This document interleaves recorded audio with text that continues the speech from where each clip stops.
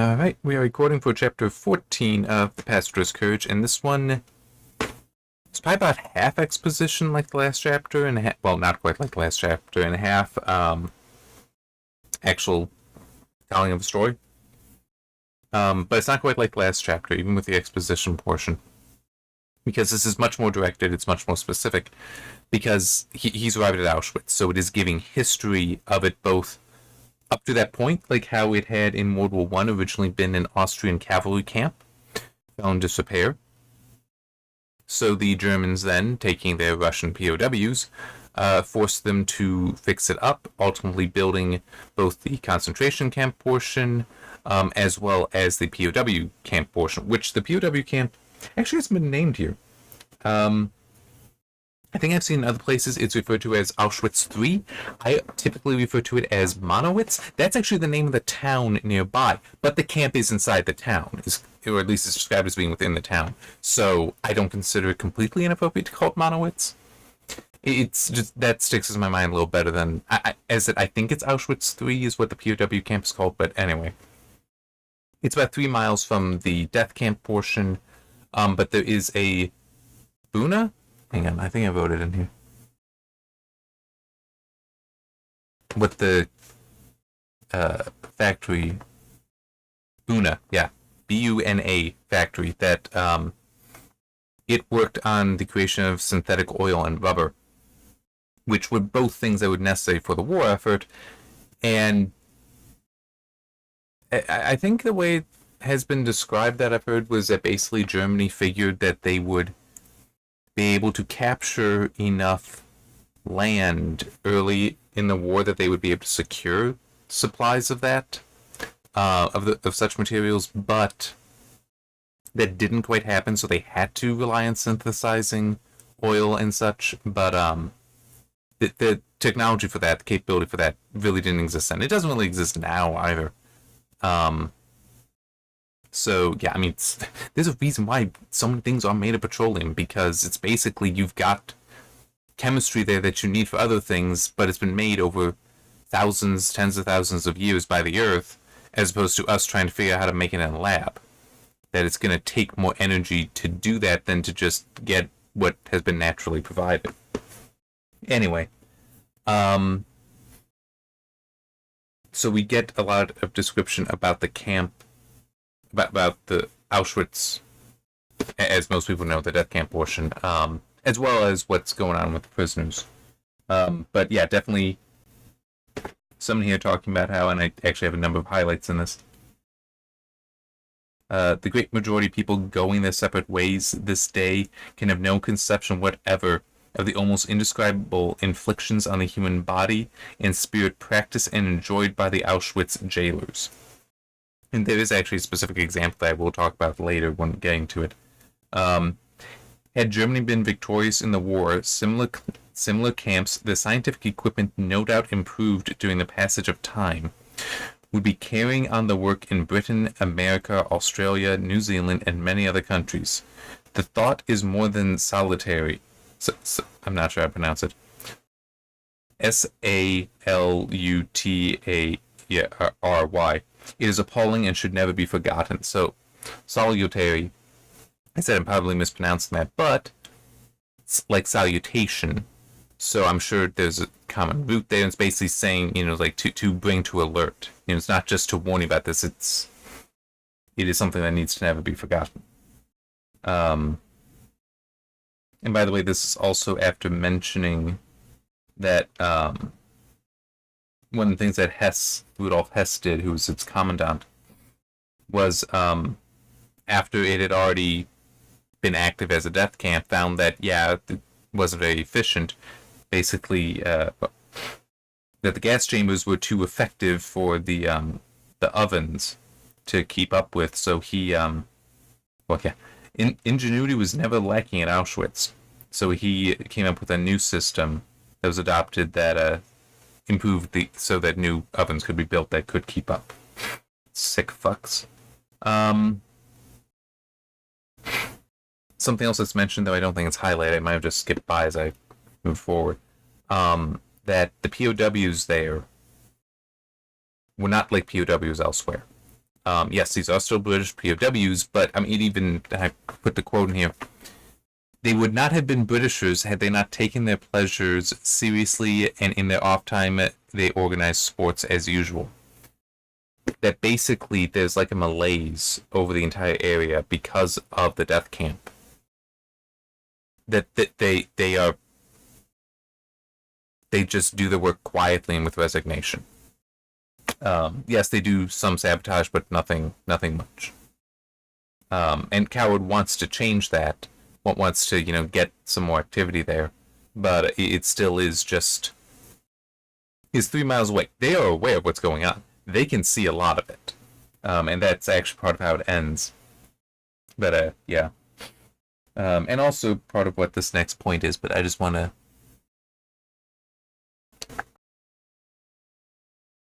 Yeah, it also mentions they never want to be too provocative with when they try to slow up the work because they don't want to get shot. Yeah. So the next thing I have here is the British man of confidence. So this is the position that he is in. I've been referring to it as like a trustee, but this continues on with it a little bit more. British man of confidence, and therefore on a kind of parole, nodded to the Unterofficer in charge and strolled away to spy on the land. So this is after he walked a work detail through the town to the factory, which the POWs work around and even in.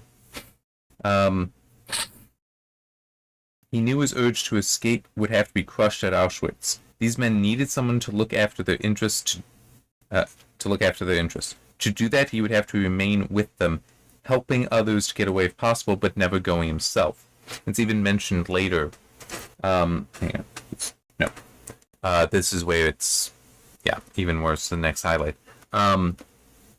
He's actually able to take trips back to Lambsdorff, so he can go back there to get various supplies and such, like Red Cross parcels and things, and brings them back.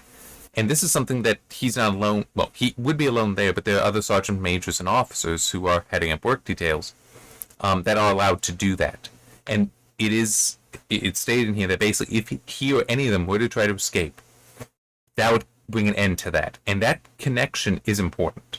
It allows them to get information, get various food and other materials, and it also, they would be the ones able to act for the POW's interests with the Germans. So it is very important that he not escape, which is hard, but it still is.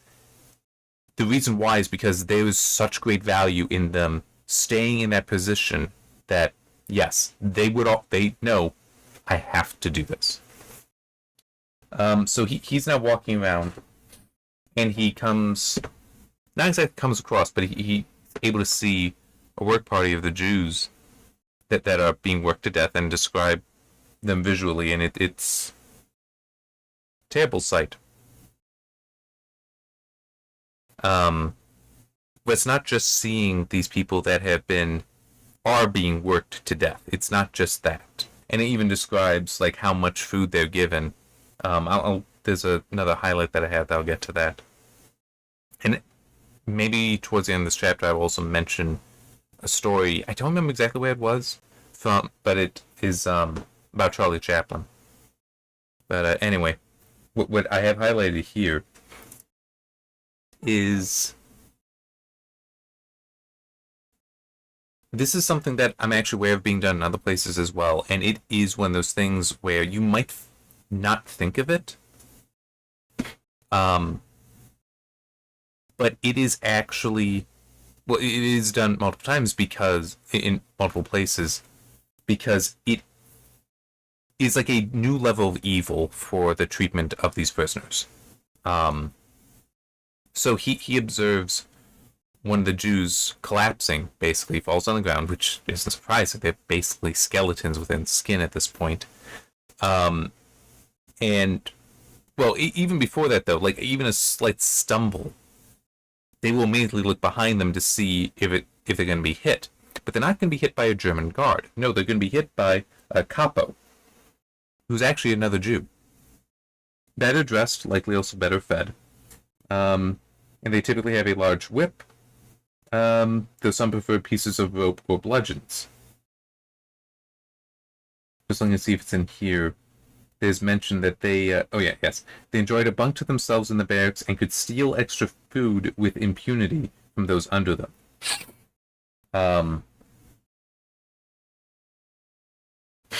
Well, yeah, I'll explain why. Hopefully, you can already guess why this is a special kind of evil to be done, but I do want to read this first. He, coward, was not to know that the capos, natural bullies though they were merely the product of the system. The men above them, the brains of the whole organization, being the Nazis, bore the blame for the transformation and for far worse things. Coward's education was just beginning. So,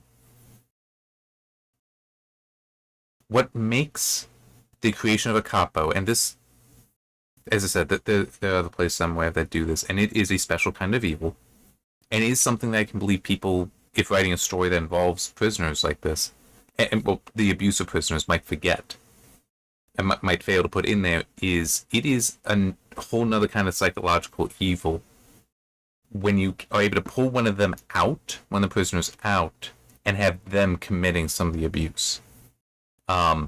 Because if it's just a prisoners versus the guards, that's an easy thing to hold in your mind because they're distinct from you.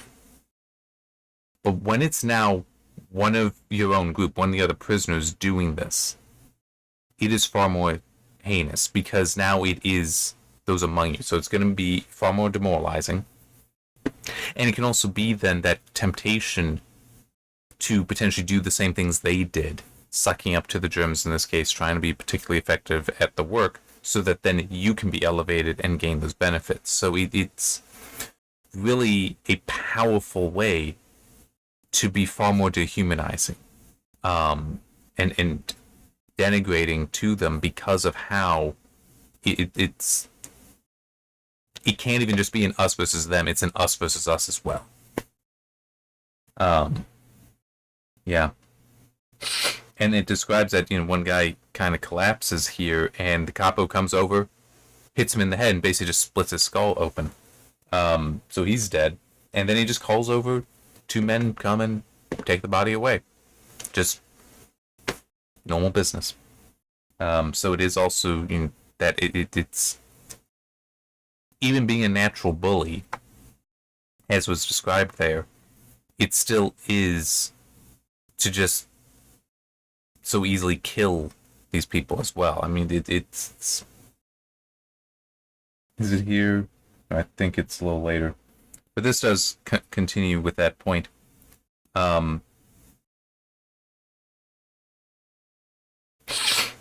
I'll actually go a little bit ahead of where I started the highlight. The instant he had witnessed this death happened before the gaze of a dozen German guards and civilians. Was repeated every day and many times a day. But this was the plan of the master race. Don't just exterminate the Jews, that would mean spending good money on building gas chambers and furnaces with no return. First, get your Jew, work him on practically no food, keeping on working him until every ounce of energy and life has been drained from his body, and when he falls, poof, throw him into the gas chamber, there are plenty more. But by the way, I do just want to show that is in there. Well, that is in there because there's that part of me that is a little concerned. YouTube's going to be like, you can't talk about it. It's freaking in the book, okay? This is actual history. It is disgusting. It is disturbing, but it's exactly there. And I mean, just hang on. If that came through, I just turned off my amp. I have an amp on my desktop, and it's kind of nice to talk about something else. And it just has this weird thing where it builds up lights that it probably shouldn't be. It's not a... It works. It's nice. It's a very nice compact amp, but it could be better made. But it also sometimes has been, of late, putting noise through the speakers, so I want that off. It's been acting better, but still. Remove the risk. But yeah, so it is that gross dehumanization there, and the way that's described there is, it's not just a kill them and then dispose of the bodies. It's a no, let's exhaust their energy, exhaust their existence. They do fade away until they're dead, and then you can, well, make sure they're dead, and with the gas chambers, and then dispose of them. So it's, basically make it a profit. Which, to be fair, it's not just being written that way to make it so horrifying and to record the history. It's also, and I'm pretty sure I said this at the beginning, because some of the Germans involved, some of the Nazis involved, got away with it, as far as like the war crimes trials didn't always convict, or the punishment wasn't as severe as many would have preferred. But what they end up doing later was suing for back pay. That basically, hey, slavery is illegal. You needed to pay the few who survived. So I could believe that putting it in there in that way to describe it as them being worked to death is also in part because that is actually what ended up happening after the war, and after the war crime trials. Also talks about here. Is this where? Okay, well, here we get some talk about what it was like for POWs who were being worked and the Jews who were being worked, because POWs had more food. In fact, it even talks about how, because it is somewhat heavy work, they were actually getting fed decently. The POWs were. But they also worked fewer hours, whereas the Jews basically had 2 shifts, both 12 hours long, 6 until 6. Day or night shift, whichever, doesn't really matter. But were being fed about a pint of bean or kraut soup and 300 grams of bread a day. Life would have been hard enough to maintain with no work to do, but on the meager amount of food, the Jews were expected to work extremely hard throughout, 12 hours a day at the most exacting of and rigorous jobs, clad in nothing but a pair of thin pajamas and wooden clogs.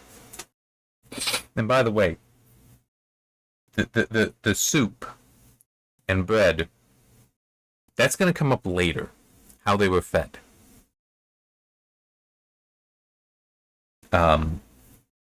Yeah. But it mentions here, it was an unusual Jew who could survive for many weeks. The average expectancy of life was 40 days. Then his scarred, emaciated body was stripped by the Southern commandos inside the gas chamber and dumped on the trucks that ran on rails straight to the furnaces. Figures are not and probably never will be available on the precise number of Jews who passed to their death through the Auschwitz factory, controlled with conveyor belt efficiency. Yeah. But it does mention that the commandant claimed to have killed over 2.5 million there, but some estimate that it may have been 5 to 7 million. Like I said, sick fucks.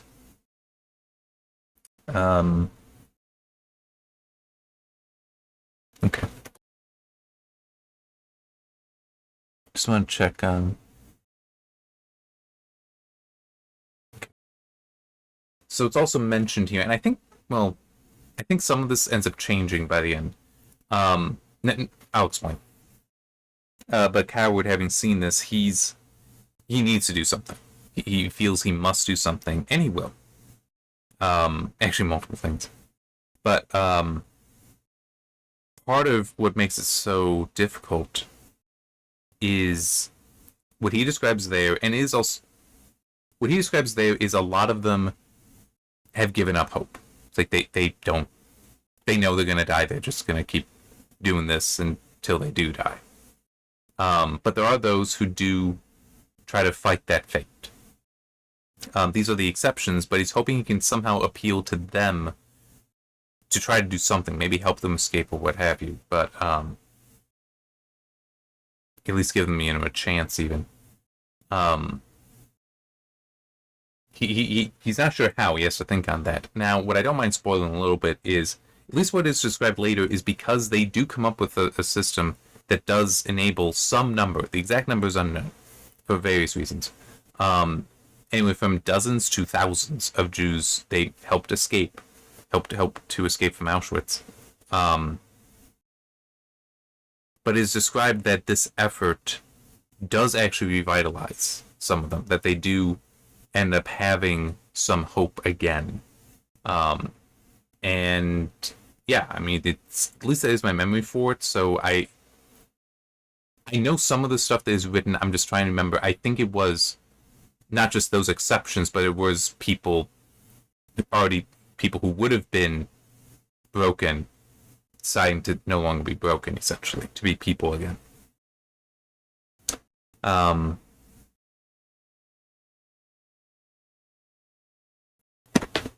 Just trying to remember what. Oh, I forgot to mention that.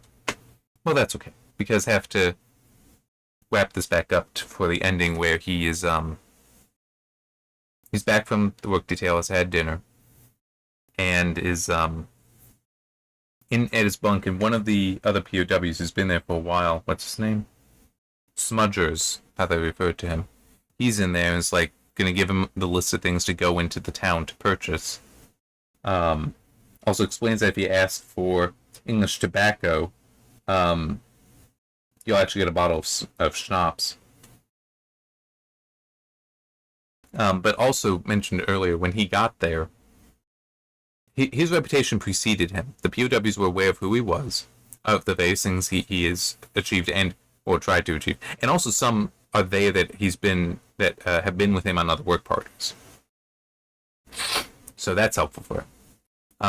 But he definitely wants to do something. He wants to get sabotage going and all that, figure out how to get people to escape and all that. But he does ask the question, any Stoolies here?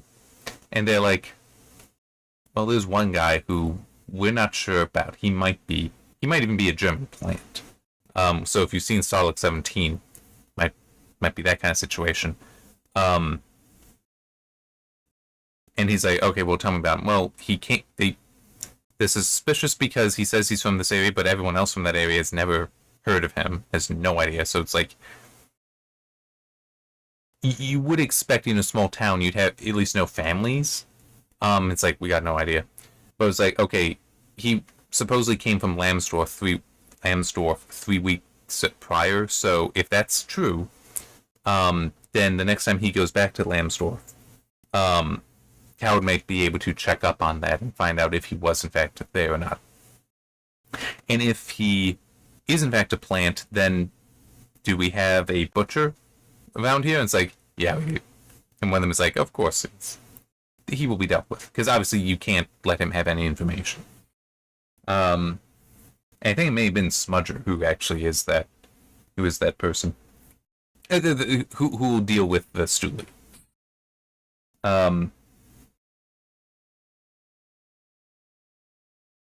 Okay. So Smudger telling him, because now he's seen some of the stuff, and it's the POWs know more about what's going on than Coward does at this moment. He will learn a lot of it. But Smudger does tell him, I've just been drawing with old Hans, the postern outside the main gate, so German guard. There's another barrow load of Jews, poor devils, arriving tomorrow morning. If you want to see something that'll really shake you, you ought to be in on that. We ain't seen it nothing yet, believe me. Yeah. Yeah. So the thing I want to mention about Charlie Chaplin, which is a story, I don't remember if it's a special feature that's with my copy of The Great Dictator that's right there, or if it was something that was shared one time I watched Great Dictator on TCM. But Charlie Chaplin, World War II was personal to him for a few reasons. One was The Great Dictator itself. That he made that.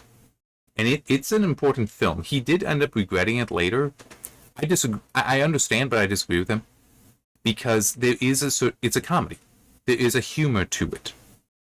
But part of that humor is connected to it having pogroms in there. I mean, it's like, it's really bad. I mean, it's like, it is one of those things. He felt terrible after the fact. Because America had some idea of what was going on in Germany before entering the war. Not the full extent, but some idea. And him putting it in the film, and this is why I would disagree with him. I understand it, but I disagree with him because presenting that in the film and there's others. There's like a Three Stooges short that also shows some of this shit. It did help prepare Americans for going to war in Germany because it's like, yes, this stuff is actually happening. They were seeing portrayed there, and it does mean then that they see it in this film. Some might be like, oh, well, it's just a Hollywood film. But some would also be like, I've been hearing things, so maybe it's like adding to the strength of the rumors. But Chaplin felt all the connections as well because his mustache, he and Hitler shared a mustache. I think they also shared the same birth year. I'm trying to remember on that. But there were certain parallels in their lives that Chaplin despised because he recognized the evil of Hitler. It also led to he was one of the people on the list because the Nazis kept lists of people that, even though they were foreigners, had bounties on, they were putting bounties on people's heads, and Chaplin was among them. That basically, if he ever were in a country that the Nazis had control over or influence over, he would have been disappeared and likely executed. Just, yeah. But I'm pretty sure it also did mention, because the Great Dictator does also make fun of Hitler directly. Hitler watched films, and they did actually get a reel. It was banned for like general audiences, but did get a reel at one of his palaces, and there is actually a record of every film Hitler watched. They kept a ledger of that, and he actually watched it twice, which is because Hitler also had a certain, he felt a similar connection.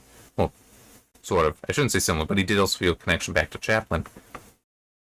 And there's also the aspect that both, to some degree, understood the power of charisma and entertainment. So yes, again, those connections there that Chaplin was disturbed by. But one thing he ended up doing, getting to the actual story that I remember, it's either in special feature there. What I have is the Criterion version and the Blu-ray, and I said I don't remember if it's on there or if it's a TCM thing. But a story of his son once had a party at his house, and one of the young ladies there made a comment dismissive of the seriousness of World War II and the Holocaust. Charlie heard that, and his response was to take her up to his room, because he actually had compiled, and kept a binder of photographs. So he sat down with her, and went through it all. She never went back to that house for obvious reasons, but it's in like the description of the Jews that we get in this chapter. Now, true, these would have been pictures from after the camps being liberated. That's what he would have collected in there, but that's what he was showing her to make the point of, no, this is real. You do not dismiss this. You do not think it less than what it was.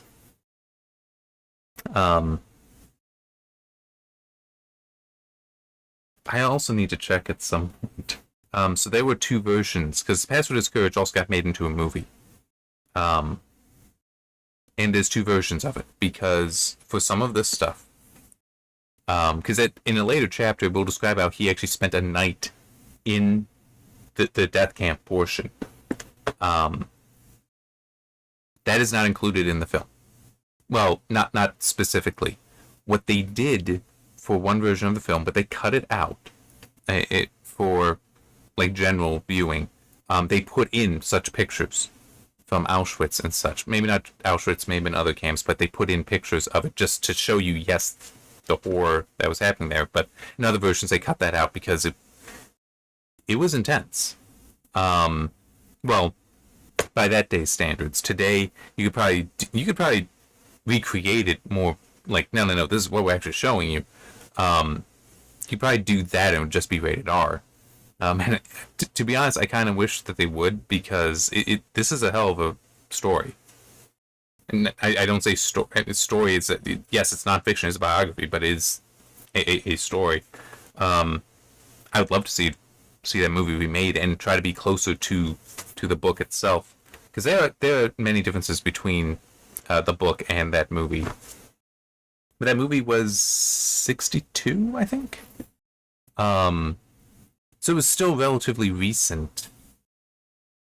And so it can make sense that some things you wouldn't have talked about because you didn't need to. People, it was still enough in memory. And also the whole, you might not have wanted to be too much in people's faces, but I mean, today, Schindler's List was made, so you could potentially make a movie on this as well.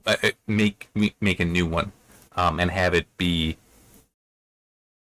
I guess, authentic might be a word for it. I'm not sure if that would be the right word, but anyway, yeah, because it's a those pictures are disturbing.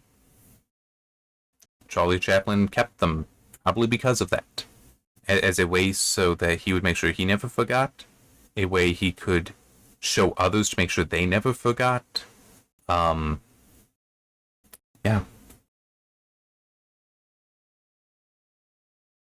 So, interesting chapter.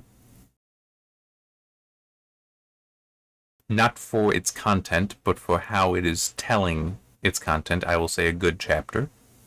Well constructed. And,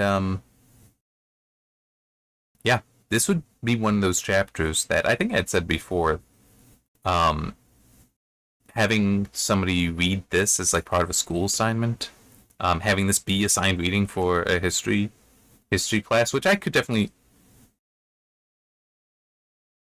high school. I'm just trying to think, I wouldn't do it in middle school.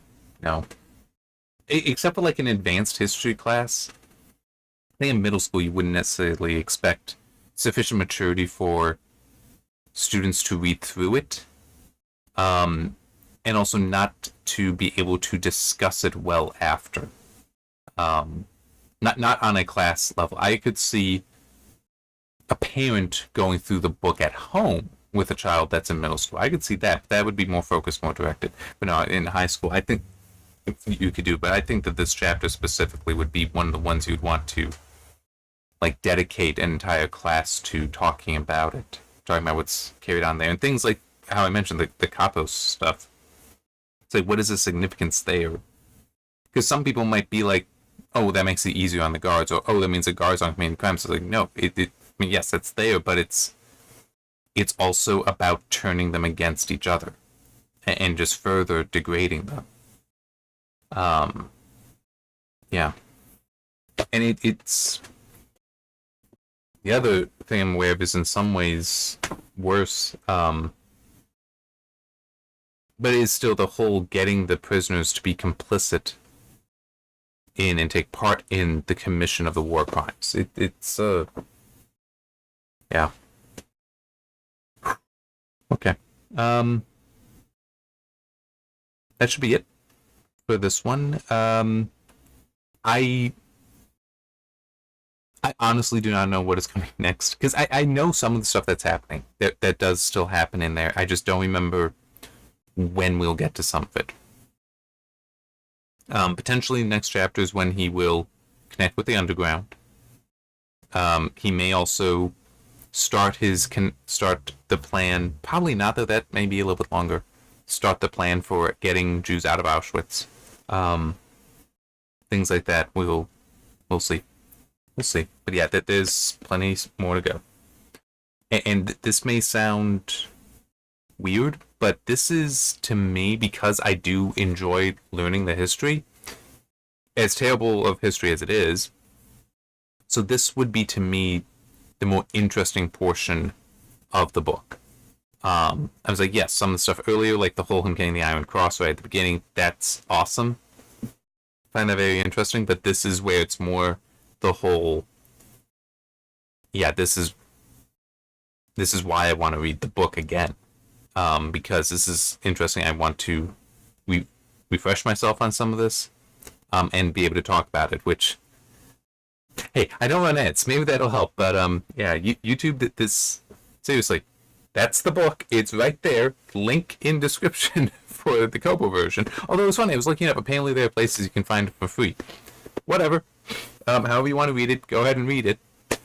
But YouTube, if you're gonna Like if somebody says like, "Oh, well, he can't talk about it," it's like I'm talking about the actual history, dude, people. So I mean, it's